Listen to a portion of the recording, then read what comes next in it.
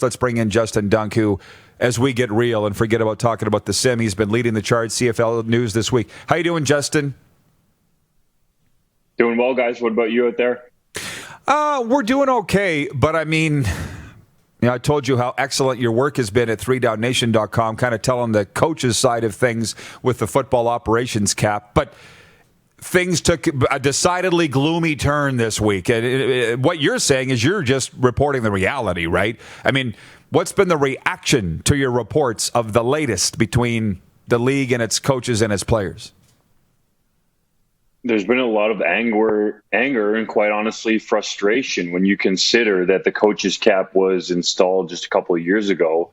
That already caused them to take cuts, and now the league is coming back to them again. There's a lot of angst among these scouts and coaches, general managers around the league, because they feel like they've already taken a cut and now they're going to be asked to do more while making less. And the real issue here is, guys, and Roddy, you know through your time with the Riders, that the lower level people, the equipment guys, the staff that really help game day come together and even the franchise operate overall, those are the people that this is going to affect most. So from people that I've talked to around the league, they're really wanting to see, okay, what are the actual financials in terms of the accounting with these teams around the league? And is COVID-19 just a convenient excuse to try to squeeze some more of those at the bottom of the totem pole? Okay, so I'm glad you said that. Now, the term that I heard from people is that the CFL is top heavy. And those guys, they're being called at the lower level, which they are, and they know it. They're lower level of salary. They're almost, they call them entry-level positions, but some guys have been doing them for 10, 15 years. The league's top-heavy with its salaries. All the money's being made at the top, and it doesn't look good. Doesn't look good to the fans. I don't think it'll look good to the federal government. Your report stated that presidents don't want to disclose their salary nor take pay cuts. Can you delve a little more into that and what you know? And yeah, I'm not exactly saying that the presidents need to disclose their salary, but their compensation isn't part of the football operations cap, and neither is obviously Randy Ambrosie. So there are general managers, head coaches, scouts, assistant coaches out there that obviously can't speak while putting their name on it for obvious reasons. They don't want to lose their job. But that are saying, well, it's the commissioner, the board of governors, and the presidents that are putting this idea together and mandating it. That means that there was no choice. It was just something that they had to do.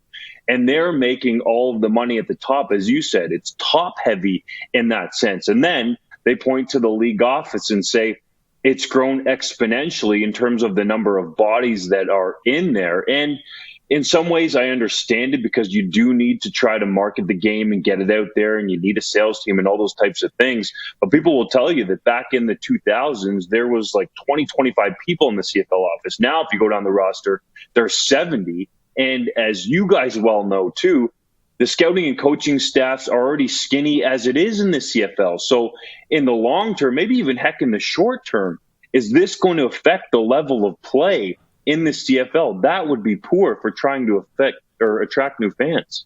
How could it not affect the level of play? I mean, seriously. But I talked about it on this show yesterday, wrote it in my recap, that the CFL does have a credibility problem, and it's not because of the players and coaches. So why is that? It's because of the people making the decisions, these asinine decisions, by the way. Now, number one of my quick six show topics today is the CFL being the Players Association being too hard on the CFL. You saw the term arrogant in the letter that was sent to players by the Players Association yesterday. How would you answer that question?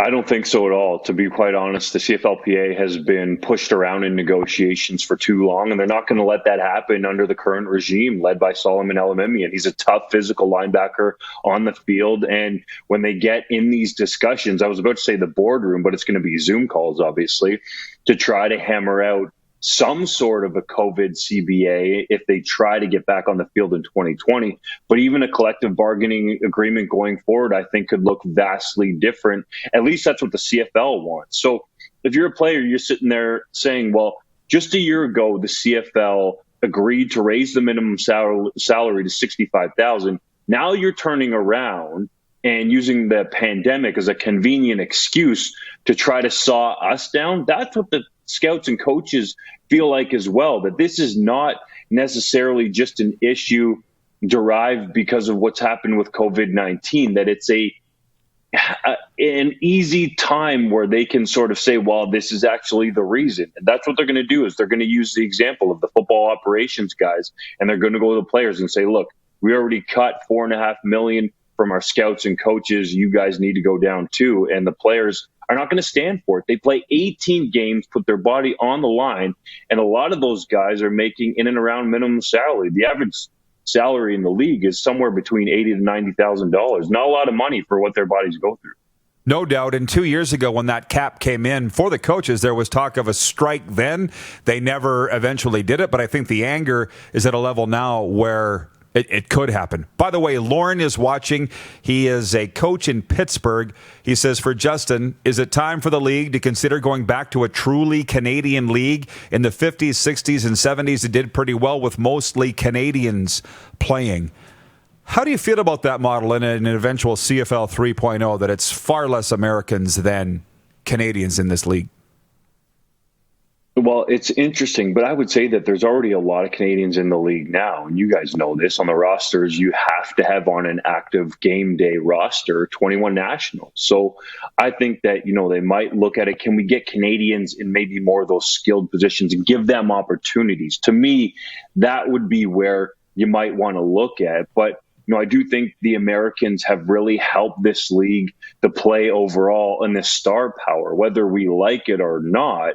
When we talk about a number of names, whether it's free agency or the guys that are stars week in and week out, it's obviously the quarterbacks, but it's those guys in the skilled positions too that come from the NCAA, and a lot of them have already a bunch of star power attached to them. I do think, though, that there are a number of Canadians that, if given a similar opportunity, maybe they need a little bit more time to develop because they're not used to the level of play, that they could be productive as well if they were given the same opportunity. So, I'm Canadian. I don't want to be biased. I want to try to be balanced as a journalist, but I don't think it would necessarily be a bad thing if more Canadians were put in positions of prominence.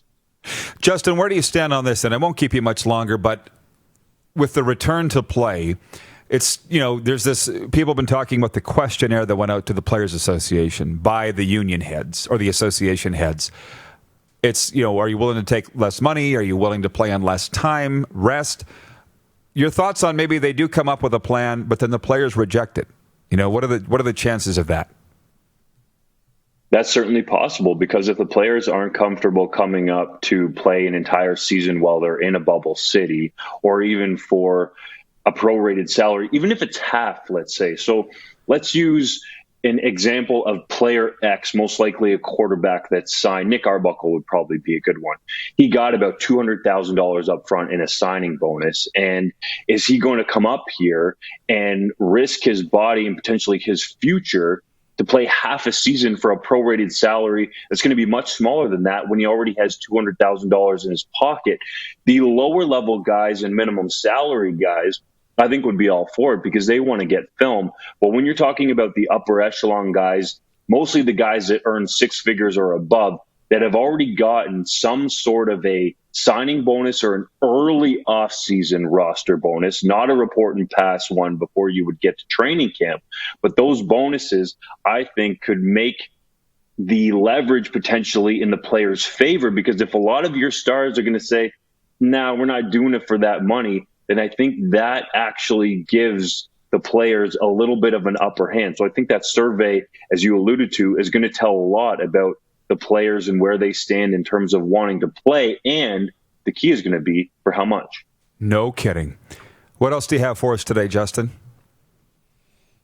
Well, you mentioned the survey, so that's up. And the memo that just went out from the CFL-PA, I think, is a potential big issue here. And I warned you guys, and I've been telling people that I don't think the issue is going to be so much centered around can financially they get back on the field? I think it's going to be, can the players and the league office agree? So what we're going towards here, and from what I'm hearing, is that the league actually wants to reopen the entire collective bargaining agreement, if you can believe that. They want a longer agreement, so it's set in for the future, maybe 4, 5, or 6 years, but they're going to go after the salary structure. Now, I'm really curious to see what comes out of it in terms of the league trying to get more cost certainty. But that's something we're keeping a close eye on and tracking here as both sides get set for CBA negotiations in the middle of a pandemic.